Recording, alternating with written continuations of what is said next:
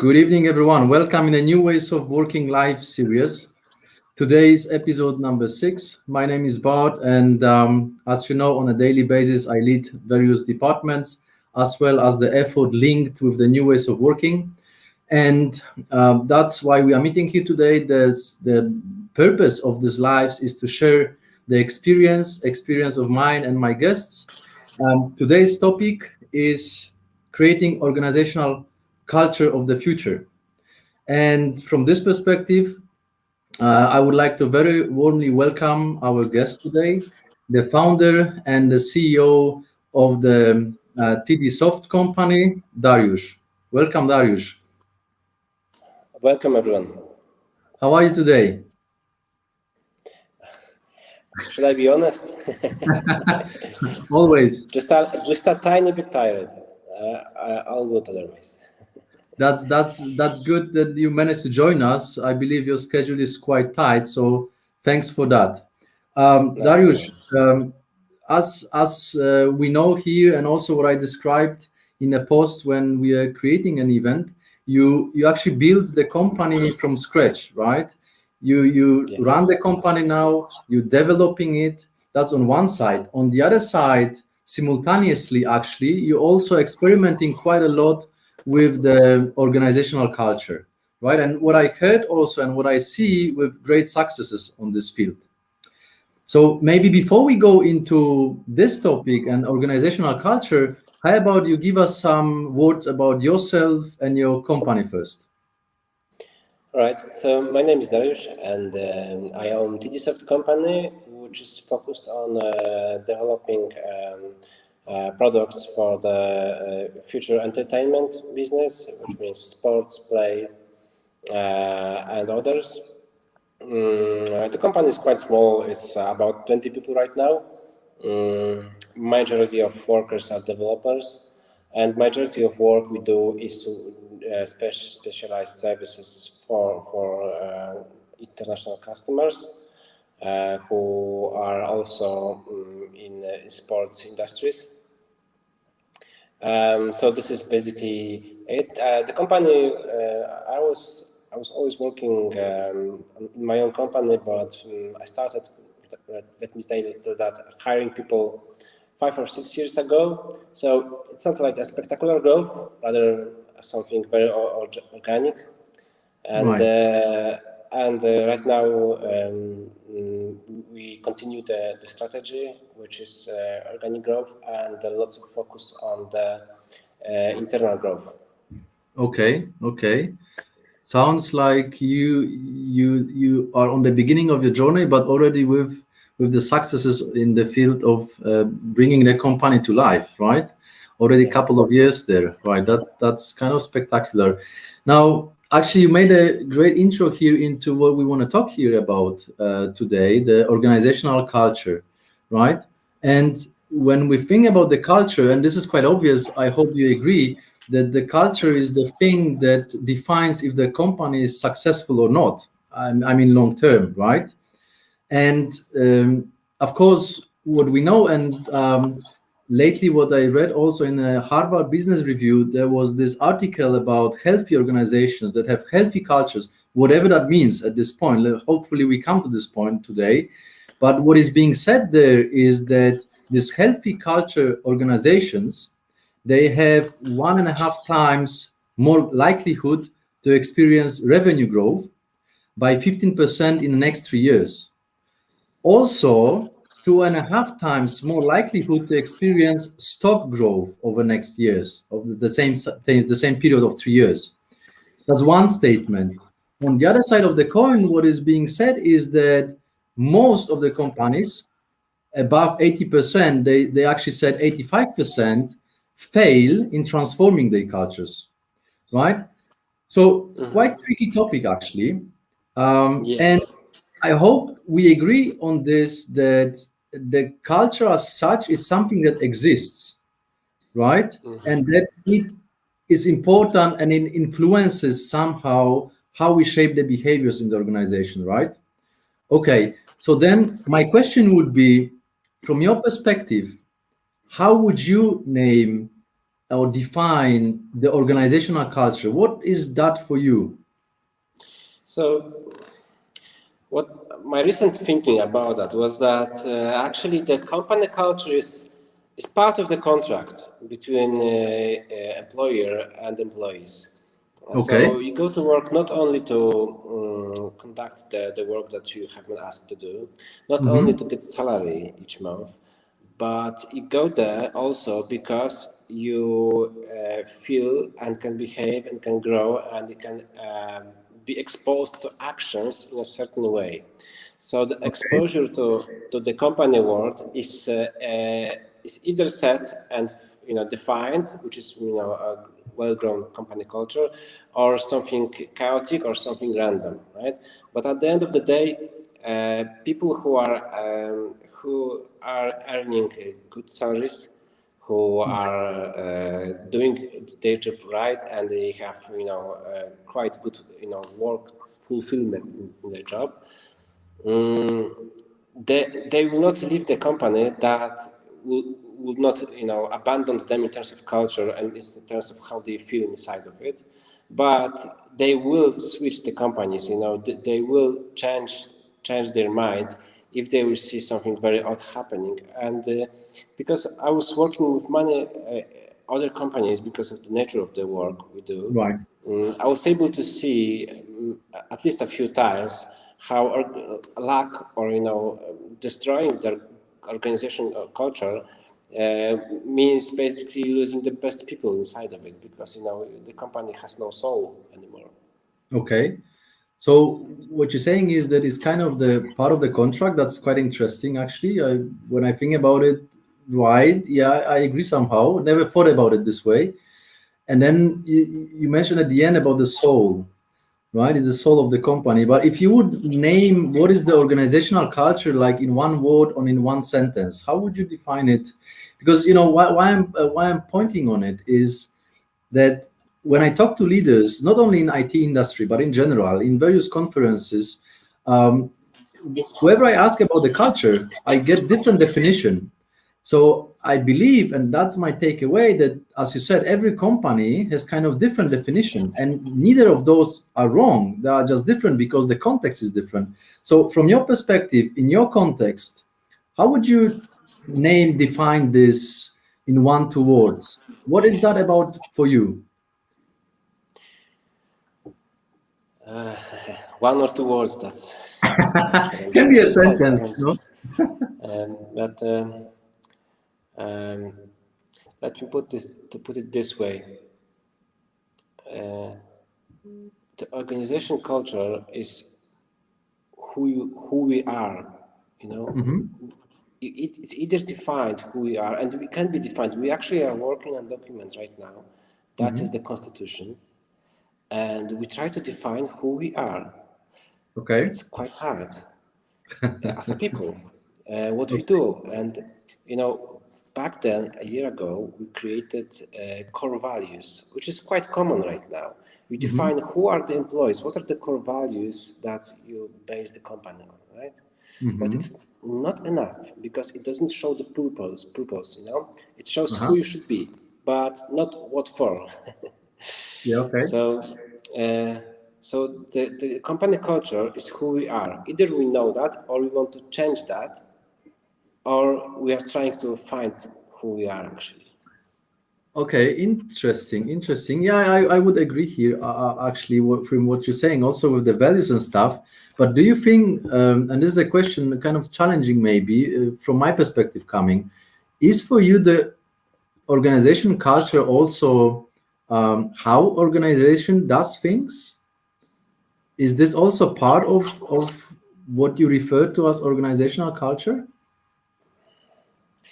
Um, Actually, the problem with how we do things is that the Mhm. bigger the company is, the more ways we do things, because Mhm. it all ends with people, and every new person brings his own way of doing things, and you can create process for everything, Mhm. but at the end of the day, you will have variety there.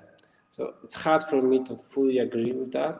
Mhm. No, maybe it's too defined for me, because it's more.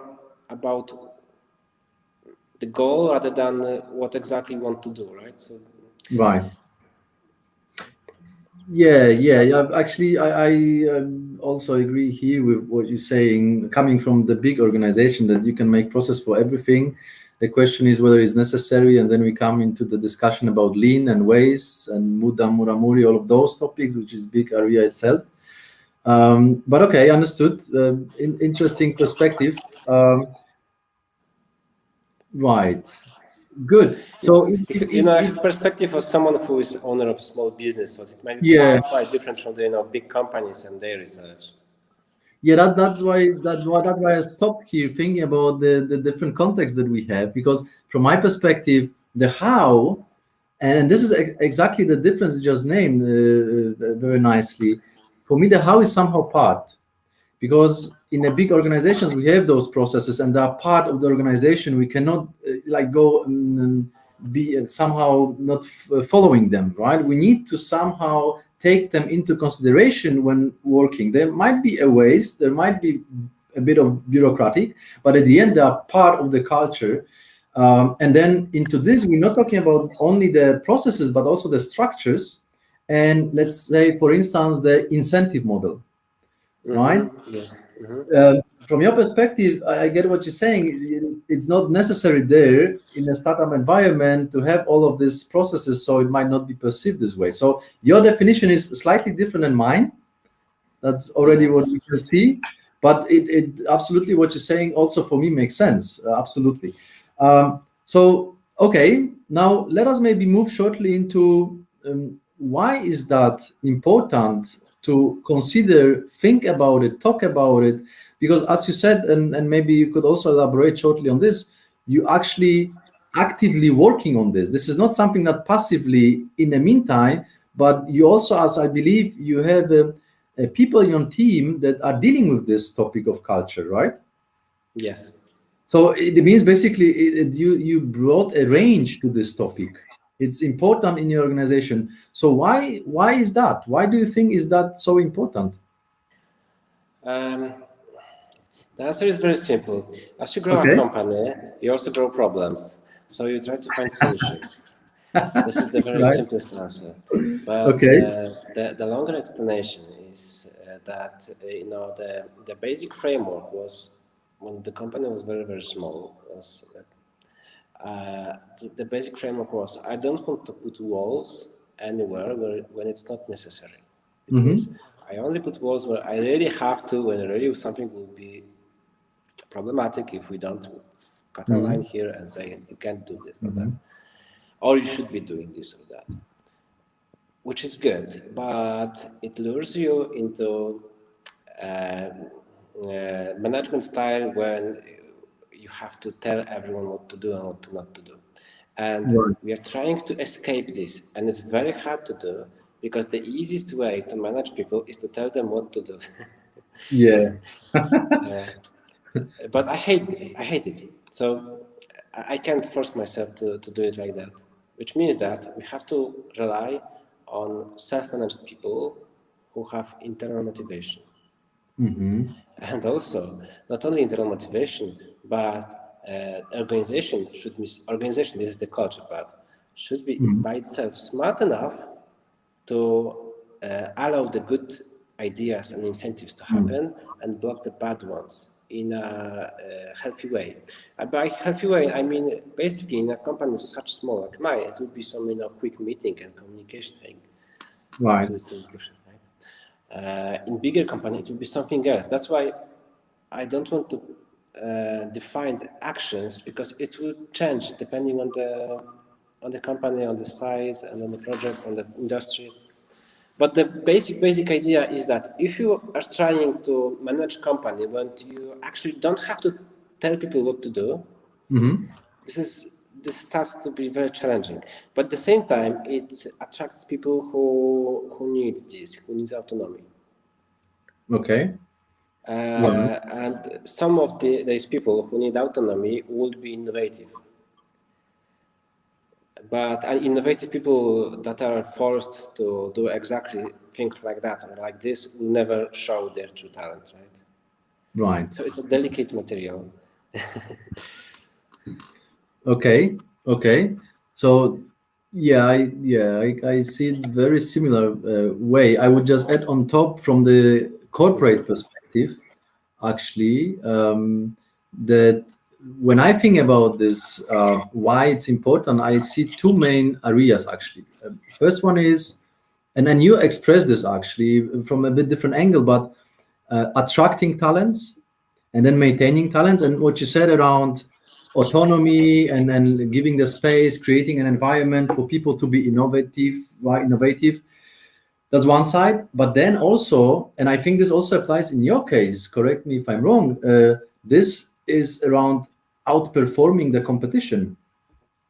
Because at the end, if you have a software development house, then you always compete, right, with some other companies that also develop, and then the culture might help here in general in to differentiate from different companies, right? Yes, and in both I can agree to some extent. In terms of attracting new employees and retaining the current ones, absolutely agree. Especially if you want to attract and retain them, the self-motivated ones, the ones that will grow by themselves, because they will push the company forward, because the company is them. And the second thing is the competition, which is actually for us, for IT, it's much bigger topic because we don't really compete between each other in the local market. We will always have work to do, and we Right. will always be more competitive than German companies, for example. So it's not that problem. The problem is that software house way of living is going to end, in my opinion, Okay. because big companies, big IT companies are basically ruling the world right now and acquiring everything that moves. Which means Right. that the opportunity gap to innovate is narrowing very quickly. Okay. Right.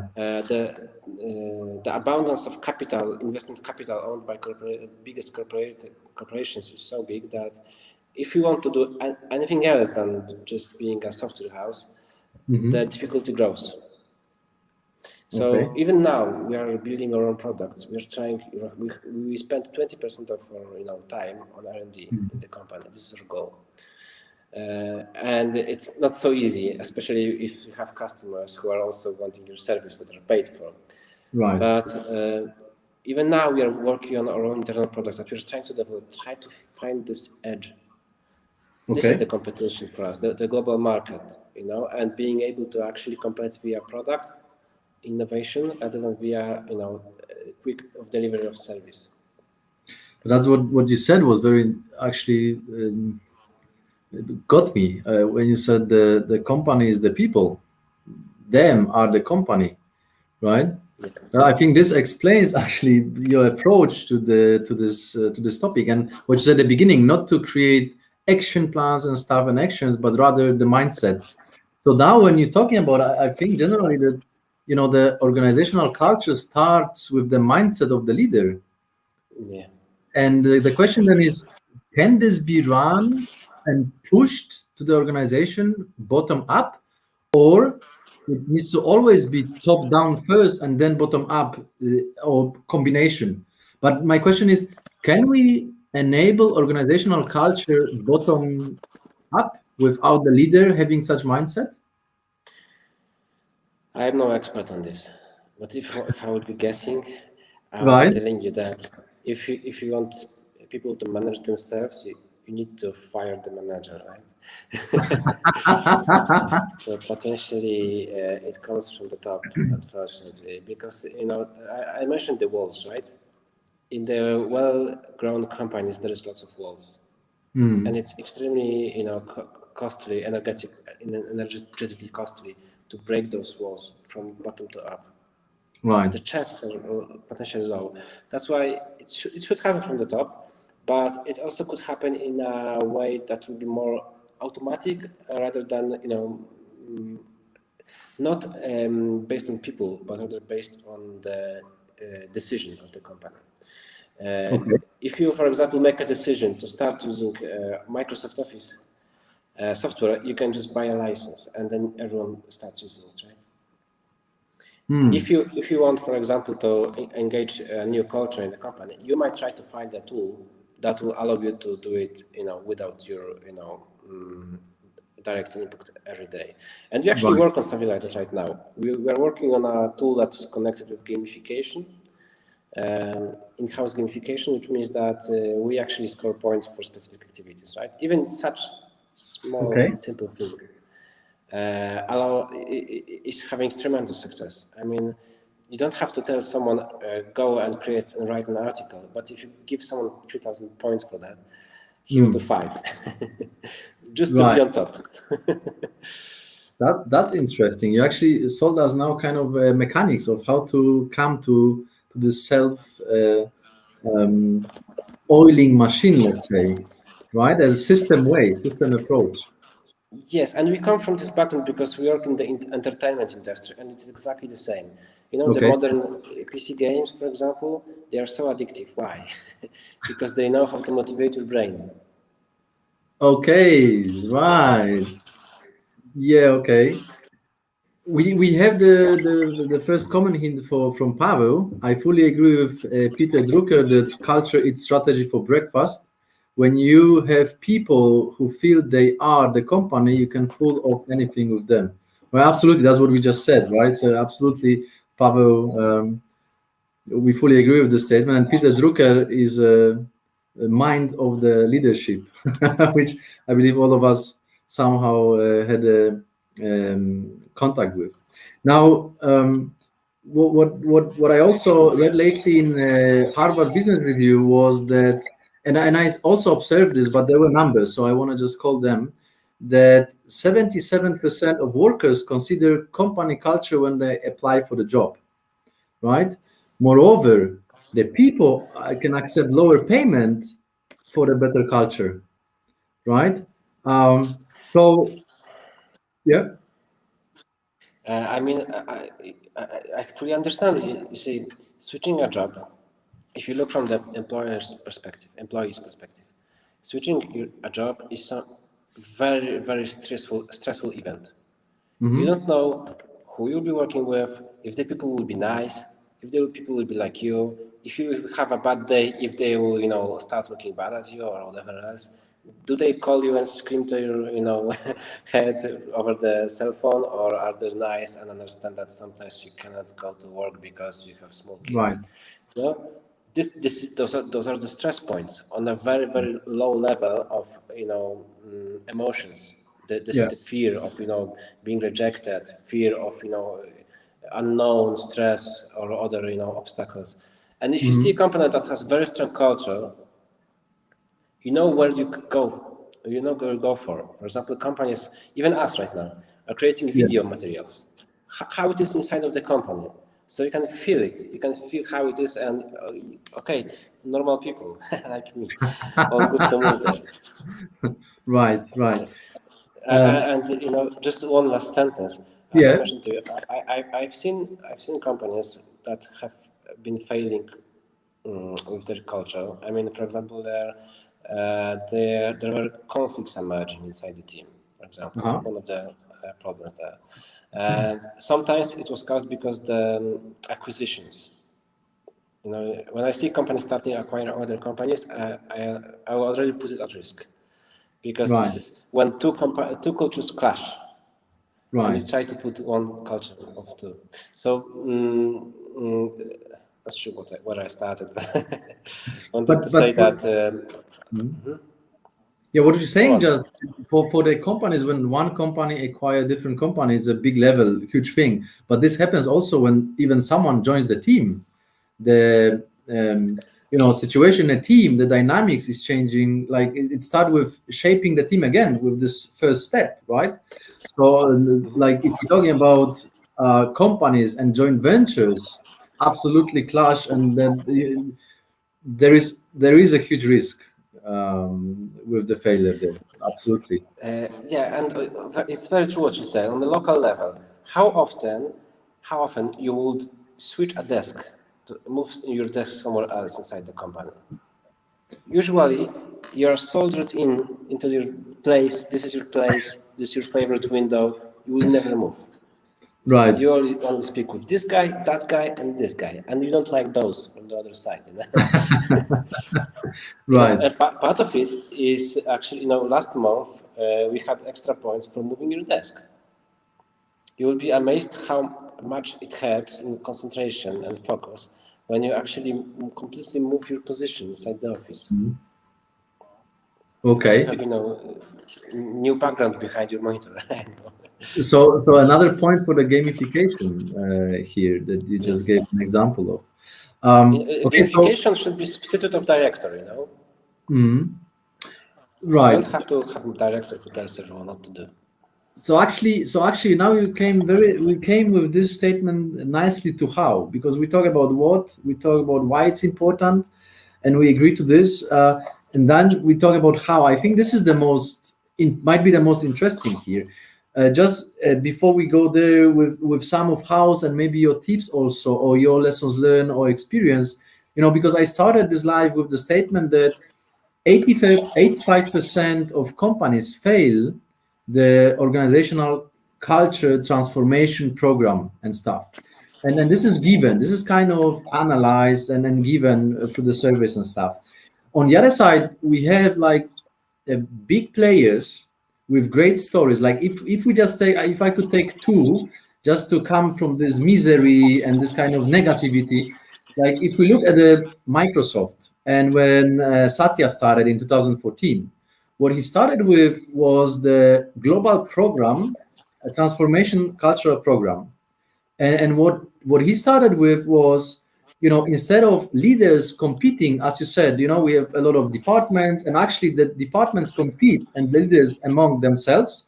He changed it into the continuous learning. So instead of leaders proving themselves, he said, no, we want to improve ourselves. So this is a story of Microsoft, which is happening till now. And actually, because Microsoft was going down before Satya joined. And with this big change now, as I referred at the beginning, the stock went up, the sale is okay, and everyone is happy. The second example, if we take a big player, Salesforce, the founder and the owner until now, he started this philanthropic cultural norm program. So when you join the company, you have at the first day, the one voluntary day, and then during the year, 54 days to spend on a voluntary. And if you look at the data and numbers, this didn't hurt the company. This brought the morals together, and the teams work better, and the stock went up. Because if you think about it, when I was reading this, I was like, oh my God, when you give 56 days for those kind of activities, then okay, so when do the people work? Where is the value for the customer? And apparently this is not the problem, right? And the company grew. Yeah. So from one side we said 85% of companies fail. On the other side, we have two great companies that went through the journey, they own different way, and they are successful.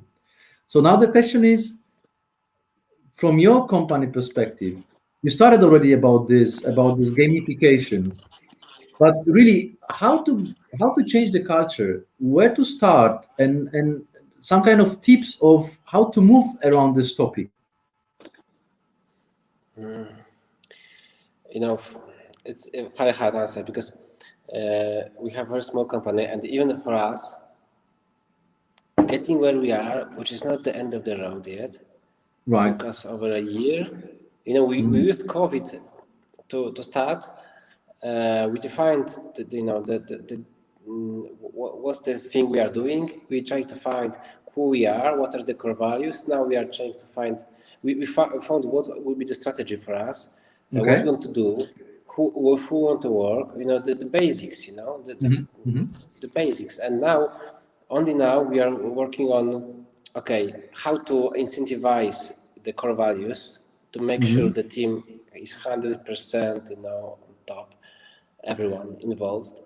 And the second thing is how to put on paper who exactly are we and why do we actually come to work, which is the constitution.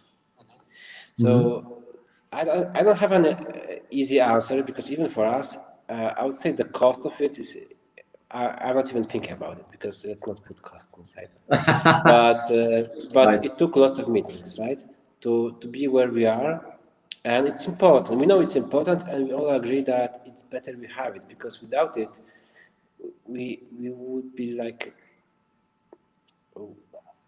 without like a man without face, you know. A worker without face. A worker is doing his work, but he's just worker, no nothing else. But you know, I'm not saying about anyone specific, but just imagine someone without face. But once you put a space, a character into a person, even a typical worker, you start to either like him or hate him, but you know him, he's a person. You know, the personality of the company begins when you define who you are, and it's quite difficult. And for bigger companies, I can't even imagine how to do that. I hope that some automation like gamifications would help, but Right. it's a long story for sure. Yeah, let us come back to gamification maybe in a minute. You started nicely this also in the area of the big organizations. Yeah, it's a bit different, I have to admit. We also in the organization working on the values, on the strategy. Obviously, actually, when I consider this with the kind of, as you called it, the startup company still, you started with very big topics and very serious topics. I don't believe the companies of size of 20 are starting to think about it so early. So I think that is a good signal for the future of the organization, right? We will see. But certainly you're growing the chances because even in big companies, this is not so obvious that because we are a big company, we need the values or we need a strategy. This is not always the case. But moreover, I would say maybe from my perspective as a tip for the big organizations and leaders there, because this, as I say, what you're referring to, those are big topics, and you need leadership team in big organizations, actually the board to drive it, values, strategy. But what is very often missing in big organizations is something that in your organization might be perceived as something normal. Namely, I'm referring to, for instance, recognition of the work done by the guys in the team. I'm thinking about the feedback and feedback loops ongoingly done, not just in the yearly reviews, how it's in the big organizations. So I would refer that if we combine, I believe now, what you're saying about the values, strategy with the everyday actions that create a culture, then we have a full picture. For you, it might be normal that it is happening, obviously, but it is not really in big organizations so obvious. Now, if you look at it, how you recognize the culture in the big organization. You recognize it, for instance, to the actions taken by the CEO in the crisis, how he behaves, or if the company tries to prove their culture through the press releases, or really the leaders are working with the people as you do and trying to fix it or manage it with the team, like doing Gemba. So two different worlds. So from my perspective, and you can disagree here or have different opinion, I would like to hear this if this is the case, that we need to bring those two worlds together, the everyday world, like feedback, like recognition, like leaders even living the values and standing for the values, like leaders bringing the teams together, like what you just explained about this game of changing the space, making the meetings with teams, discussing it.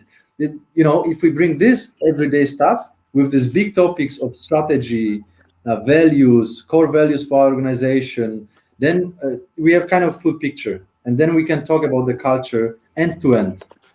How about this?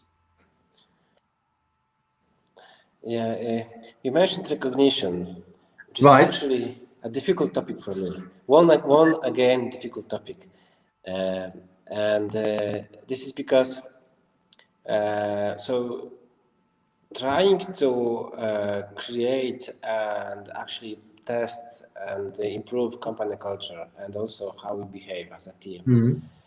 One of the things that I really tried to do is to fire the boss, which means that not be that, well, I'll tell you what's the problem. The problem is that if I tell someone he did a great job by everyone else, then the reward is very, very high for that person.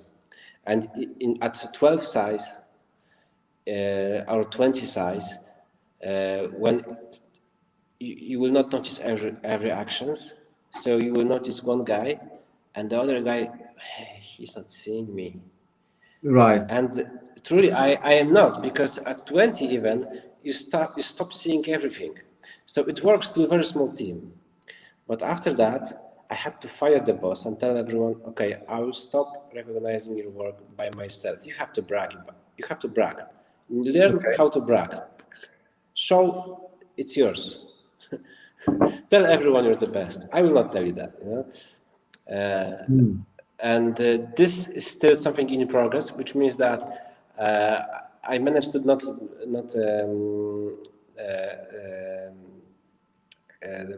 tell anyone for like half a year. But sometimes when I see, in one of my companies, company-wide email noticing someone, I have to share it with everyone. So from time to time, I'm breaking myself, but I try not to actually, you see. So this is one of the things I don't want to do, because you need to, as I mentioned at the beginning, I think you need to fire the boss.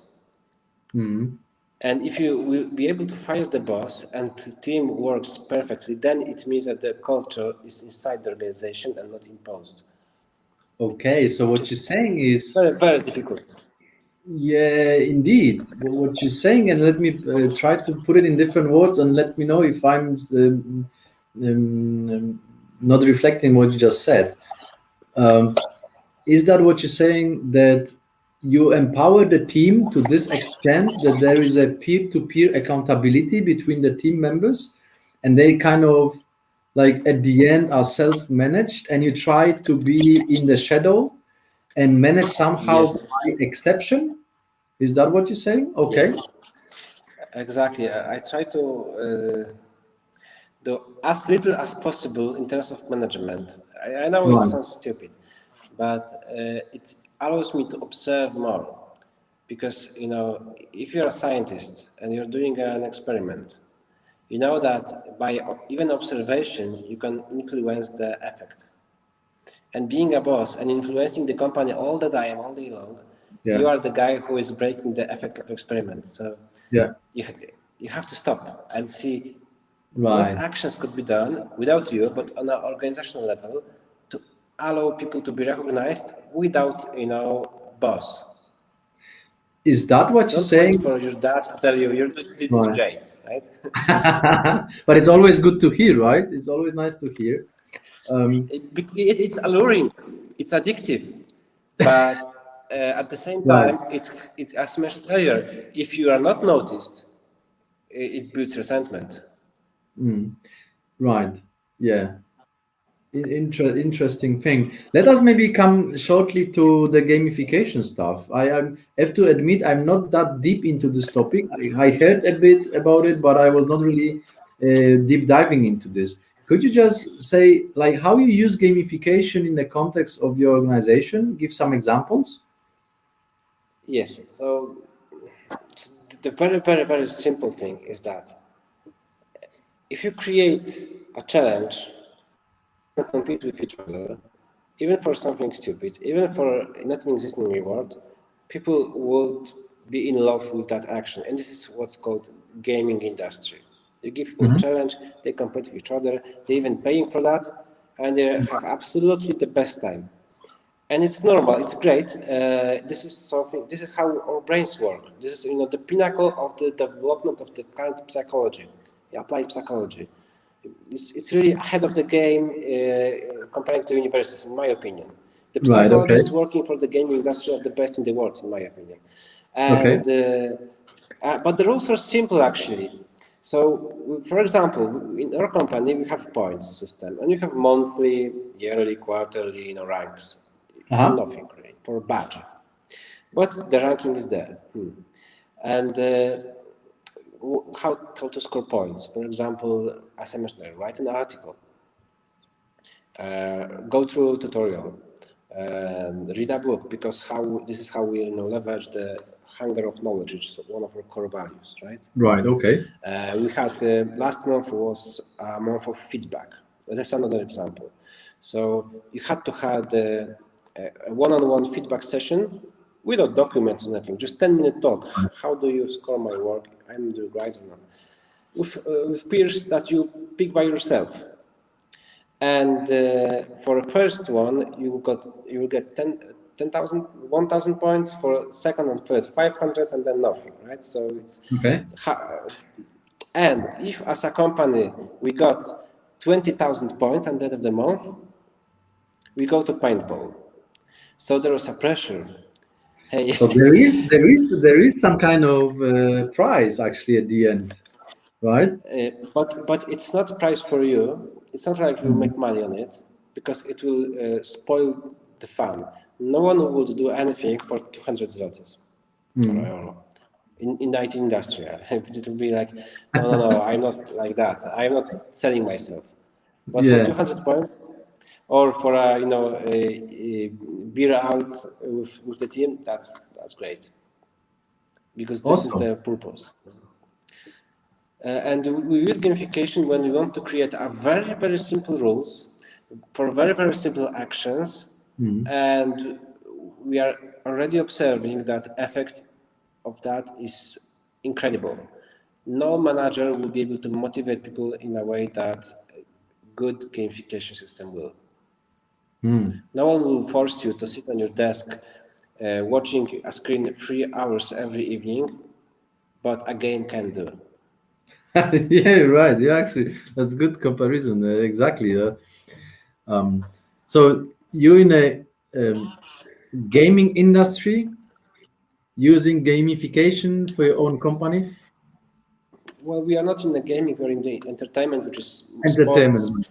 sports data related widgets. We quite do a lot in there. So it's a different. Gaming industry is inside part of our considerations, but we also believe that it's a big player market right now, really. So maybe not the best growth strategy for now. Darek, thank you very much for today. It was awesome to talk to you. Great examples, great experience you shared. Thank you for your time and joining us here today. I think there are some meaningful thoughts from what we just said today. Certainly can be used in both big and small companies. So thanks for this. And for all the joiners today, we meet in 2 weeks' time again on Wednesday, 8 p.m. with another topic related to new ways of working. Thank you, Darek. Take care. Bye-bye. Bye.